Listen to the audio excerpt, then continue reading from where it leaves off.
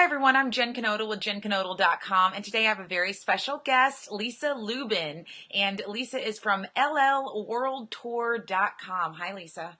Hi there. Lisa, your list of everything that you've done is super impressive. You're a three-time Emmy award-winning TV producer. You do travel, food writing. You're a photographer. You also obviously do video.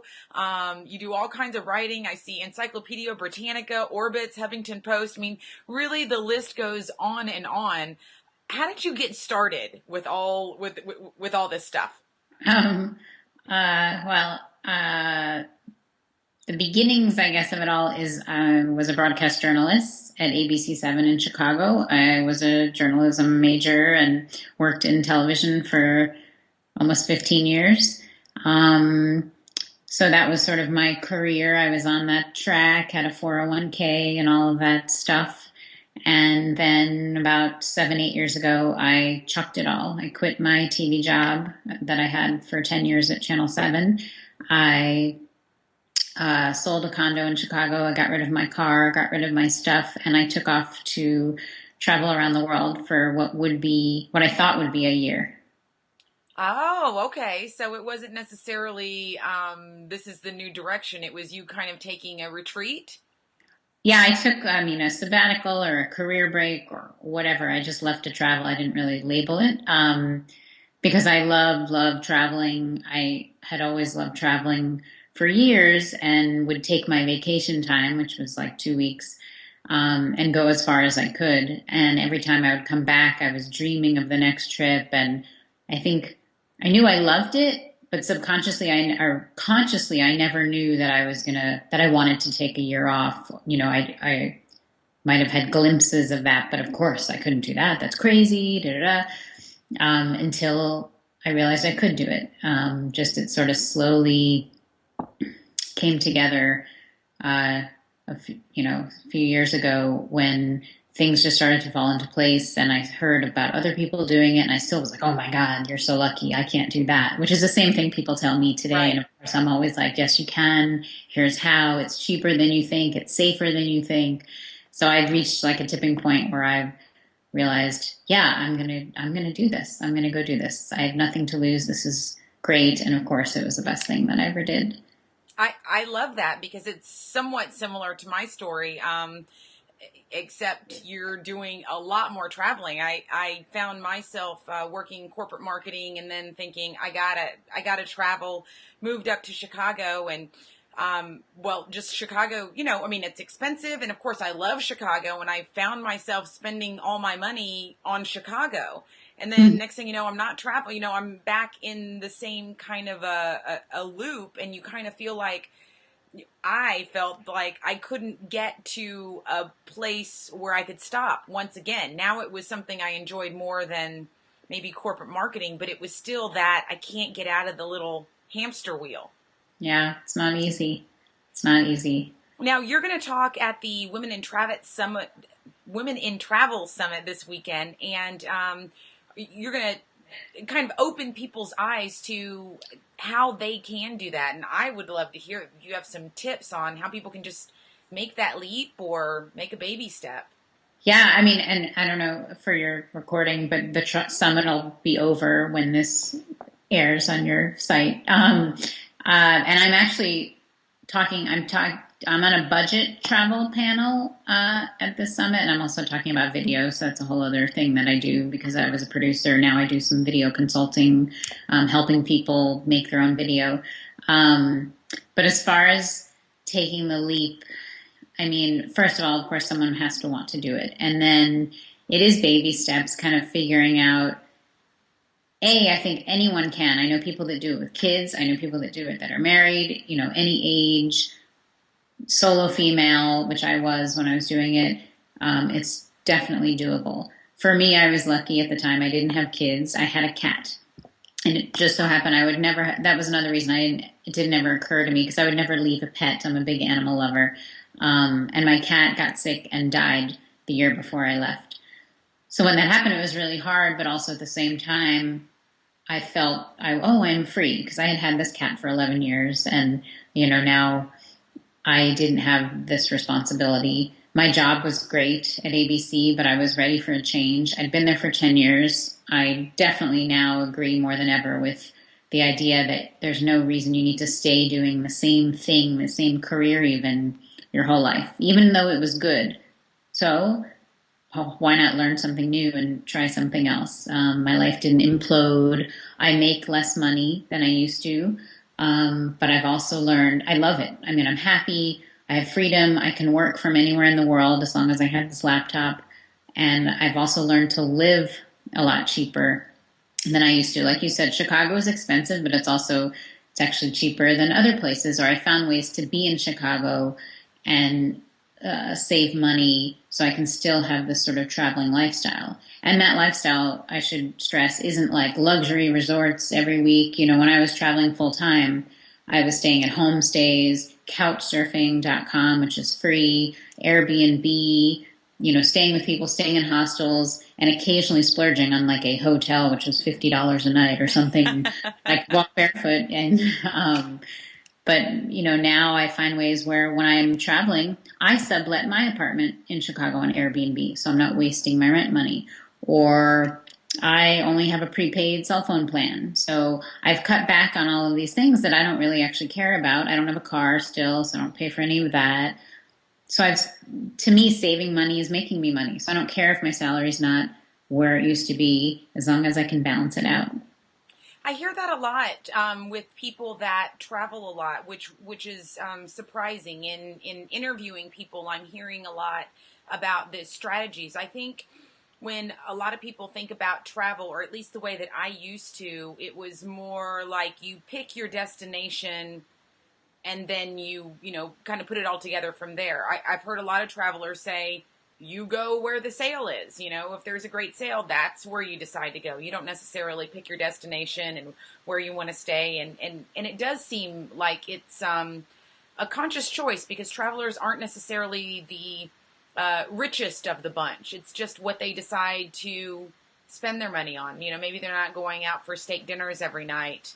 They're, you know, saving it for when they go out. Oh, definitely. It's a definite choice, and it's a choice I was happy to make. I mean, I love eating out. I love food, and Chicago's a great food town. And I still do that occasionally, but to me, that almost goes in line with travel. Food and travel are like experiences you have with people, and I like spending my money on that rather than a purse or shoes or clothes. I actually don't care about those things, so it works for me. Other people, they love those things, you know, more power to them. And for me, because my travels, at least then, were long-term travel, so I found ways to make it cheaper as I was going. I'm not taking any long-haul flights. I was already somewhere, and then I would just go hop a little flight or a train to the next place, so that was fairly inexpensive. And, you know, I found a million ways, and even just falling into working while I was traveling, so I could kind of break even. So I wasn't spending my savings. I was just sort of taking a year off and kind of breaking even. Like I ended up working in a cafe in Melbourne, Australia, and made enough money there for my hotel. So then, and I could eat for free at the cafe. Wow. So just random, you know, teaching English or doing proofreading in Turkey, you know, just stuff that I found all along the way. None of it was really planned, and I'm a planner, but you can't plan a 12-month trip, which actually turned into like 2 years. You just have to kind of plan the beginning, just like packing. People are like, oh my God, what do you pack for a year? And I'm like, you pack for a week. You can't pack for a year. You do laundry. You know, you pack layers and, you know, whatever, but you have to think about a week's worth of stuff, not a year's, you know, just like your life at home. You might not have a year's worth of outfits, you know, whatever. So, yeah. Now, how do you work in another country? You don't need a work visa? Illegally. Well, I did two things. One, I was working for myself, so I'm not working for a company in the country. I was a freelancer, freelance writing, usually working for American companies, you know, magazines or newspapers or websites. And I started a blog while I was traveling, of course, and that's become a little business and like a nucleus of where I get other work. But yeah, if I was like teaching English, I was sort of not working for a school. I was teaching English in Istanbul. I was just working for myself, giving private lessons. Oh, So I didn't really ever. And there was one job I took also as a freelancer for a company in Spain. I ended up doing PR for a year for a company in Madrid that I had volunteered with. And when that volunteering was over, I said, I love your program. It's actually called puebloingles.com. It's an English immersion camp for Spaniards. It's super fun. It's like going to camp for a week and you just play games and have fun and you speak English and they're practicing their English. So when it was done, I was like, I'd love to work for you guys, but I didn't have a work visa and it was easier to give the job to a British person in the Eurozone. But they ended up hiring me as a freelancer to do PR for them to get them more volunteers from the States. So I wasn't really, I was just a contractor. wow. So, and I could do that also from anywhere in the world. And again, random, did not plan that, just sort of was open and thought of all my skills while I was traveling and realized even what my skills were. Like when you're in another country, your English means a lot, but it can mean a lot in different ways. And my media background meant a lot more than I was used to in my TV producing role. I realized I can help and do other things. And it was just amazing how much this sort of materialized. So in a lot of ways, I'm hearing you say that it's, somewhat of a leap of faith. I think that a lot of times, I'm waiting, I'll speak for myself. I'm waiting for all the stars to align. I'm waiting for, the Travel Channel to say, we're going to scoop you along every step of the way. Or even, even blog writing. I think that, that's something that's interesting. Sometimes people think that bloggers, they get paid for their blogs, but sometimes the blog is not actually what they're getting paid for. It's their advertisement. Can you talk a little bit about that?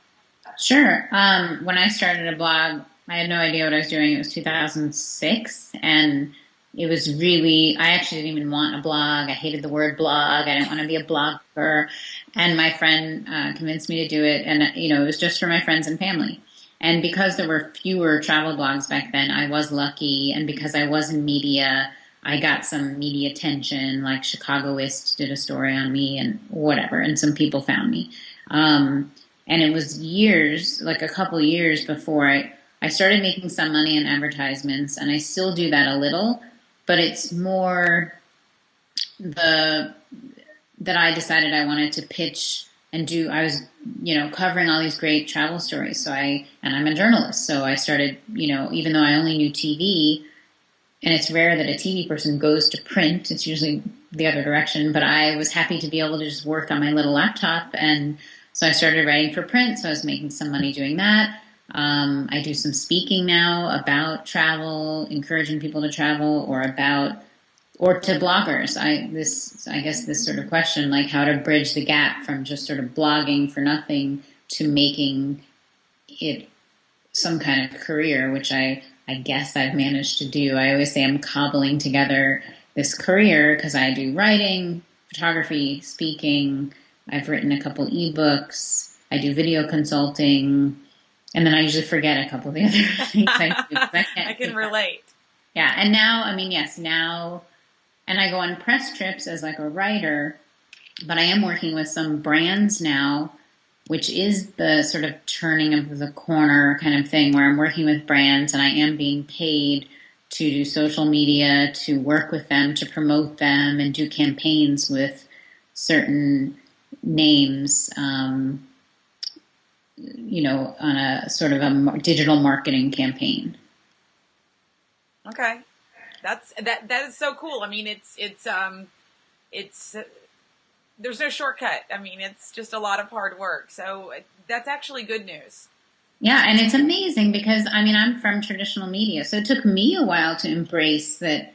I never want someone to pay me if I don't think it's worth their money or time either. I want to make, and it's, it's all changing. And sometimes it took me a while to be like, oh, this blog is worthy of this, or realize that, oh yeah, this blog actually nowadays blogs a lot of blogs get more readers than that glossy magazine, and now I'm trying to convince some companies and brands.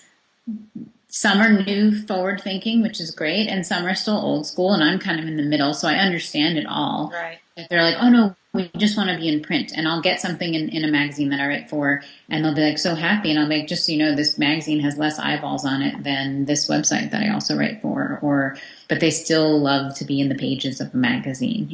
So. Yes, I definitely have run into some education. I'm all, what don't you get? You get so into it that you forget that, it's not the same for the rest of the world. They haven't all figured that out. The last thing I kind of want you to just briefly touch on is being a solo female traveler. I think that things that I've read is that's the growing group. That's the people that probably travel the most are, not only females, but solo females. Girls want to get out there. Absolutely. I love it. It's the best thing I ever did, and now I prefer to travel solo, which is so cool because it's so easy to travel solo. And, in the beginning, I hadn't done it much. I was a little nervous, but I knew it was my only chance. So what am I going to wait for someone to come along that can exactly just go at a whim? And I do know couples that travel together, but it's rare that you're both at that same place. And it was strange because it was the same thing. I'm like, what am I worried about? I'm very independent. I hang around Chicago. I'll go eat lunch by myself, or, I actually like being alone. What about safety? I think that's what a lot of... it took a while to get used to, but then I loved it because actually the flip happens. Like when you're not in a couple and you're alone, you actually, to me, you meet more people than you would if you were coupled because you're kind of busy talking. And I was so open and I was looking to meet people, and I found tools, internet, through expat groups or meetup groups, or couchsurfing.com has dinners, or mealsharing.com is a new site actually a friend of mine runs where you can go have a meal at someone's house, or friends of friends, all of that. So definite ways to meet people. And now, of course, with blogs and Twitter, you just get on Twitter, hey, I'm going to be in Malaysia. Who's there? And boom, people through some other blogger answer, or just anyone answers. And I was on my way to Spain, and this is sort of before so much of this was happening, and I'd written a post saying I'm headed to Spain. Some Australian girl found it and said, we live in Sevilla, you should come hang out with us, and we're friends now, like she's totally cool. It was Thanksgiving time, so she invited me with her American expats friends to a Thanksgiving at an Irish bar, and which is where all Thanksgivings are around the world. So as far as safety, I will say, I think traveling alone as a woman has way more advantages than it does disadvantages. I would say the only disadvantage is physically someone can overtake you if you're ever in some kind of situation. But otherwise, people help you. It's like, and when I was in Turkey traveling alone, everyone always wanted to help me because I'm alone, and they were so warm. Come to our house for dinner. Come have tea. Come, whatever. Oh, let me help you with your bag. And after a while, it's nice. I'm an independent, but traveling alone by myself, it's great to have someone lift my bag and put it in the overhead compartment or whatever. And I personally never had a safety issue, but it was, as you know, it's just like living in Chicago. I don't go to strange places at night alone. I didn't find myself in weird cars or there's sometimes a borderline situation, and then you just trust your gut because you are trying to be open and meet new people. And then when it's just shady and weird. And I was very fortunate and just common sense and aware. And I didn't carry mace or anything like that. And I just was lucky. But I also find that the world is a great place and that people are genuinely good. And if you're happy and smiley and friendly and open, that's what they're going to welcome you, anywhere you go. That is fantastic. So, what are you working on next? I know you're speaking at the summit this weekend, and you got some other speaking engagements coming up. Yeah, I'm running something in June called Bloghouse Chicago 2014, which is another thing I do. I'm part of a group called Navigate Media Group, and we're sort of a collective of travel bloggers. and we do campaigns together, and we also run this blog house. So we're sort of a weekend intense workshop for a small group of travel and lifestyle bloggers to learn how to improve their blog, and kind of like that are taking it seriously, that want to be a professional blogger, or, you know, that kind of thing. So that's something I'm excited to have in Chicago in the spring. I have a travel tips ebook that I have a second edition coming out on Amazon, also probably later this spring. And then, of course, just always, you know, the latest stuff is always on my blog at llworldtour.com. I love it. Thank you so much for speaking with me. I'm truly inspired by you. I mean, I really feel like a little burst of energy, like, all right, okay. Let me go out there and, like, you know, just, I think that's it. I think in a little way, I'm kind of waiting for all the stars, to align before I take that, you know, trip that's longer than a week. So I really appreciate it. And, I'll definitely be following along. And, is there anything I didn't ask you want to share with us? No, not that I can think of. Okay. Yeah, just where to find me, and LL World Tour everywhere, Twitter. Yep, and your yeah, right, on Twitter and Facebook and all that. And I'll make sure I put that in the comments below. Awesome. Well, that's it. Thank you, everyone, for watching. Remember to check out my website, JenKnoedl.com, for email updates, and definitely check out Lisa at llworldtour.com. Make sure you check her out on all the social networks and follow her adventures, and be inspired to have some adventures of your own. So thanks again, Lisa. Thank you. All right. Bye-bye. Hey, thanks for watching. Subscribe to my channel and please share with your friends. Also, check out my website, JenKnoedl.com. Mwah.